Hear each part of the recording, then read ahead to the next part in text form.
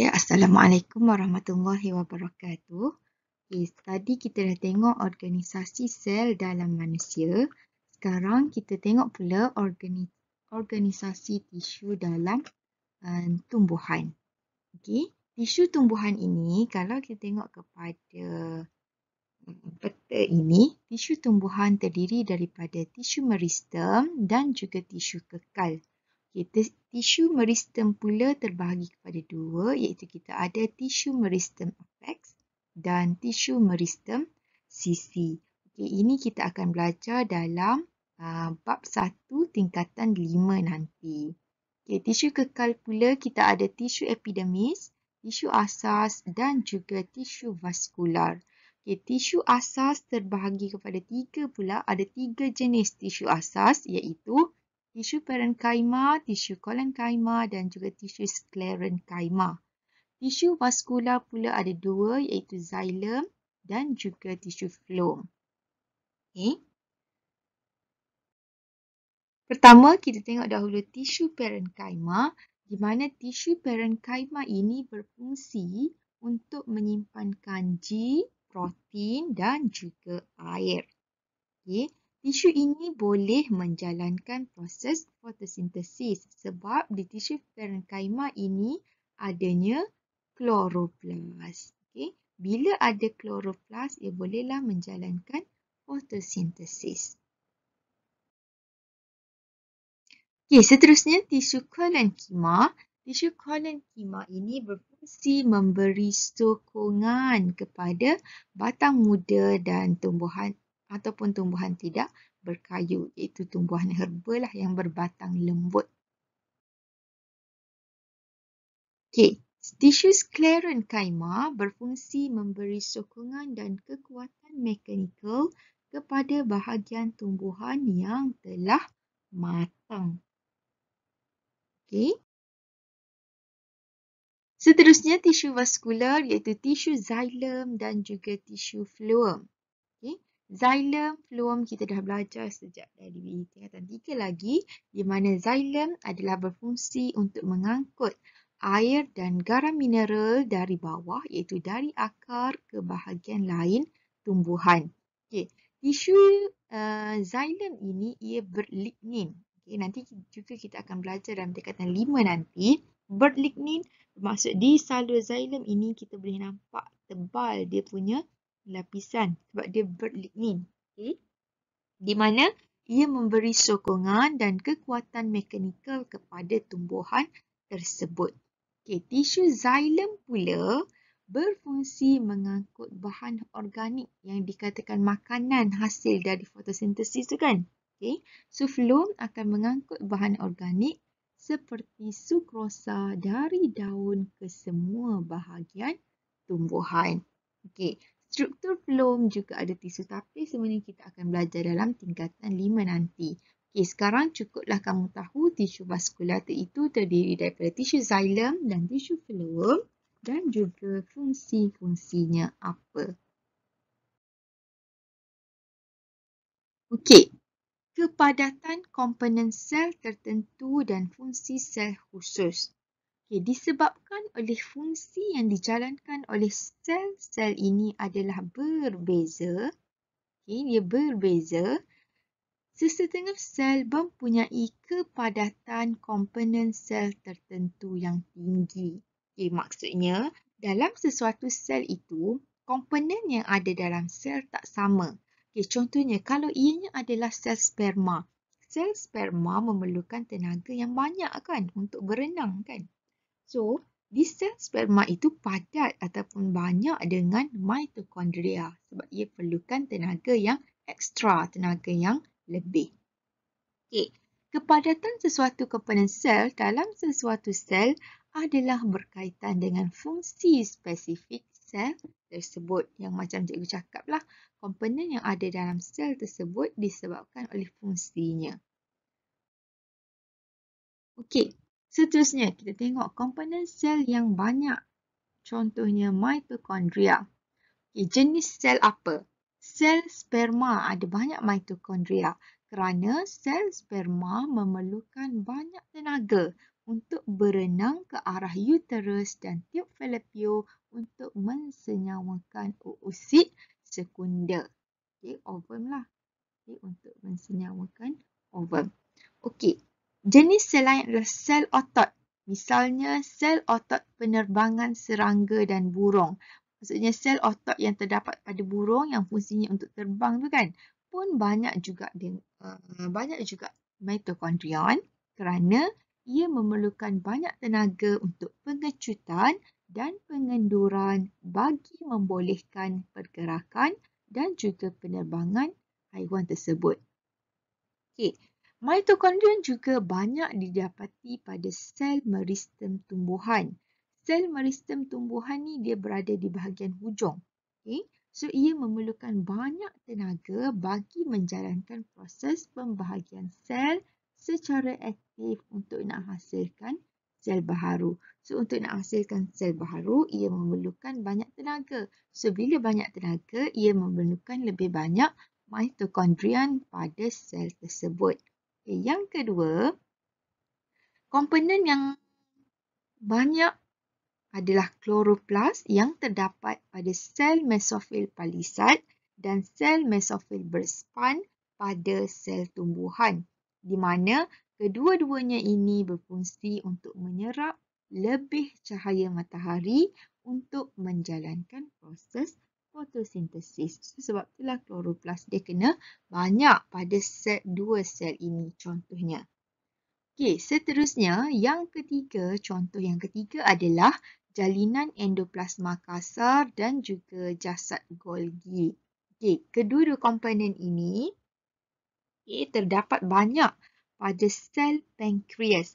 Kerana sel pankreas ini fungsinya adalah untuk nak meningkatkan sintesis dan perembesan enzim pencernaan. So kita ingat balik apa fungsi jalinan endoplasma kasar dan jasad Golgi tadi. Okay? Kita kena ingat di jalinan endoplasma kasar adanya ribosom. So apa fungsi ribosom adalah untuk mensintesis protein. Okay? So enzim tu adalah salah satu jenis protein. Okey. Seterusnya, sel goblet pada epitelium usus dan salur pernafasan, di mana ia berfungsi untuk menghasilkan mukus. Dan akhir sekali adalah sel hati, di mana fungsinya adalah untuk metabolisme karbohidrat, detoksifikasi dadah dan racun. So sebab itu pada tiga sel ini terdapat banyak jalinan endoplasma kasar dan jasad Golgi. Okay? Disebabkan oleh sel ini menjalankan fungsi yang ada kaitan dengan komponen ini. Okay?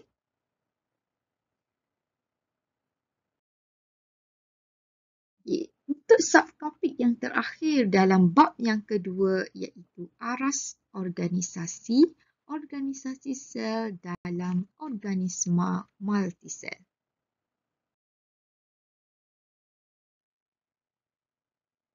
Okey, sekumpulan tisu berlainan yang akan bergabung bersama untuk membentuk organ. Okey. Kalau ingat baliklah stoso, sel, tisu, organ. Okey, tadi awalnya kita tengok sel sebelum ni. Tadi kita dah tengok tisu. Okey, sekarang kita tengok organ. Okey. Organ menjalankan fungsi khusus hasil gabungan bersepadu tisu-tisu yang membentuk organ berkenaan. Okay, misalnya, organ jantung terdiri daripada tisu epitelium, tisu otot, kardium, tisu penghubung dan juga tisu saraf. So, banyak-banyak fungsi tisu ini dia akan membentuk organ. Okay. Semua tisu ini berfungsi pada organ. Contohnya, jantung. Okay, tisu epitelium melapisi ruang dalam jantung. Tisu otot kardium mengepam darah ke seluruh badan. Tisu penghubung, contohnya darah, menghubungkan antara sistem-sistem organ. Tisu saraf pula adalah untuk mengawal atur ritma denyutan jantung. Setiap tisu ini ada fungsi yang tersendiri pada jantung. Okay. Seterusnya, sistem endokrin. Okay. Sistem endokrin adalah kelenjar endokrin yang merembeskan hormon. Okay. Fungsi utama sistem ini adalah untuk mengkoordinasikan aktiviti badan bersama-sama dengan sistem saraf. So, dia menyamakan ataupun membalanskan aktiviti badan bersama-sama dengan sistem saraf.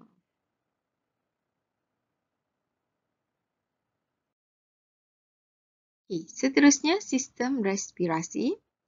Sistem respirasi terdiri daripada trakea, hidung, peparu dan diafragma. Yang ini kamu dah belajar tingkatan 3 bab yang kedua. Fungsi utamanya adalah untuk pertukaran gas oksigen dan karbon dioksida antara badan dengan persekitaran luar. Okay, sistem respirasi mestilah pertukaran gas.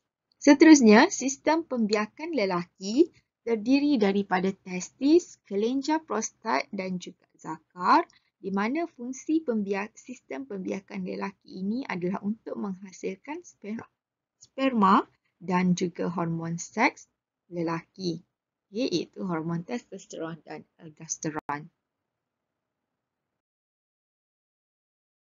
Okey, sistem pembiakan perempuan terdiri daripada ovari, uterus, tube fallopian, faraj dan juga cervix.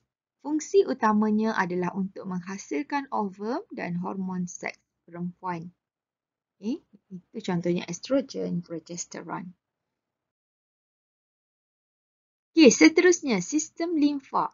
Sistem limfa ini terdiri daripada limpa, nodus limpa dan juga salur limpa. Okay, sebenarnya sistem limfa dengan sistem peredaran darah ini dia ada kaitan. Okay, nanti kita akan belajar juga. Untuk bab 2 ni kamu just kenal saja apa sistem yang ada. Okay.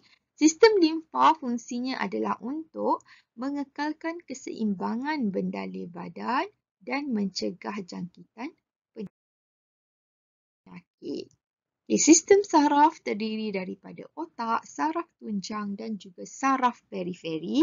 Fungsi utama sistem saraf adalah untuk nak mengesan dan menghantar maklumat dalam badan, juga mengkoordinasi aktiviti badan. Okay, sistem saraf yang hantar impuls tu lah. Alright. Sistem peredaran darah terdiri daripada jantung, arteri, vena dan kapilari darah. Fungsi utamanya adalah untuk mengangkut nutrien, gas respirasi iaitu oksigen dan karbon dioksida dan juga hasil perkumuhan. Contohnya urea, peluh dan sebagainya. Okey, seterusnya sistem pencernaan terdiri daripada mulut, esophagus, perut, hati, pankreas, usus kecil dan usus besar. Fungsi utama sistem pencernaan tak lain dan tak bukan mestilah untuk mencernakan bahan makanan kepada bentuk ringkas yang mudah diserap. So kalau kita makan nasi, dia akan diproseslah untuk menjadi bentuk yang paling ringkas iaitu glukosa. Okey. Seterusnya, sistem urinari. Sistem urinari terdiri daripada ginjal, ureter, uretra dan juga pundi kencing. Sistem urinari ini fungsinya adalah nak menyingkirkan hasil perkumuhan seperti urea dan asid urik daripada badan. So, hasil-hasil perkumuhan inilah yang akan disingkirkan. Okey, seterusnya sistem rangka yang terdiri daripada tulang, rawan, ligamen dan tendon. Ingat balik tadi apa itu ligamen, apa itu tendon, apa itu rawan. Rawan yang menutup di bahagian hujung tulang, ligamen adalah yang menghubungkan antara, ingat lagi tak tadi? Cikgu cakap TOT, TTF. So inilah fungsinya. Yang menghubungkan tulang dengan tulang adalah ligamen. Yang menghubungkan tulang dengan yang menghubungkan tulang dengan otot adalah tendon. Sebab tu cikgu cakap tadi TTL, TOT. Okay, fungsi utama sistem rangka ini adalah untuk nak menyokong badan dan melindungi organ dalaman serta menjadi asas pautan otot. So, kena ada rangka lah. Kalau tak ada rangka, macam mana nak organ tu nak dilindungi kan? Okay. Seterusnya, sistem integumen. Okay, sistem integumen ini adalah kulit, terdiri daripada kulit lah. Okay, fungsi utamanya adalah untuk nak melindungi badan daripada kecederaan fizikal dan juga jangkitan penyahidratan.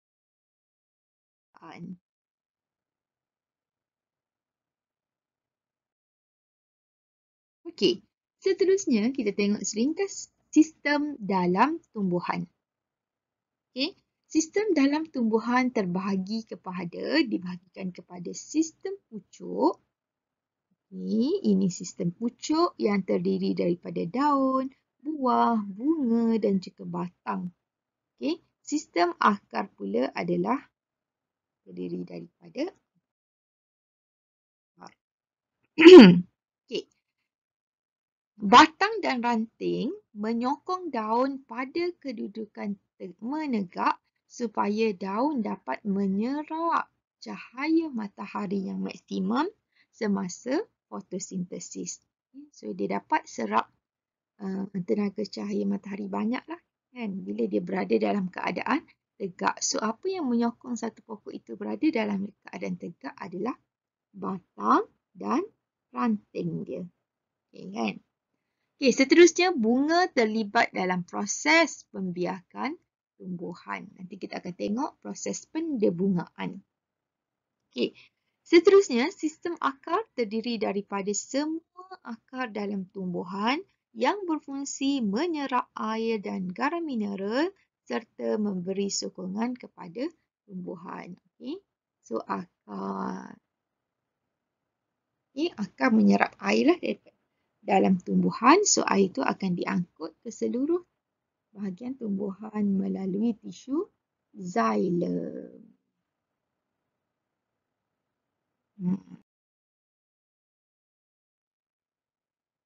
Okey, sampai situ saja. So, kita sudah tamat bab yang kedua. Okay, nanti kita akan sambung lagi dengan bab yang ketiga. Terima kasih.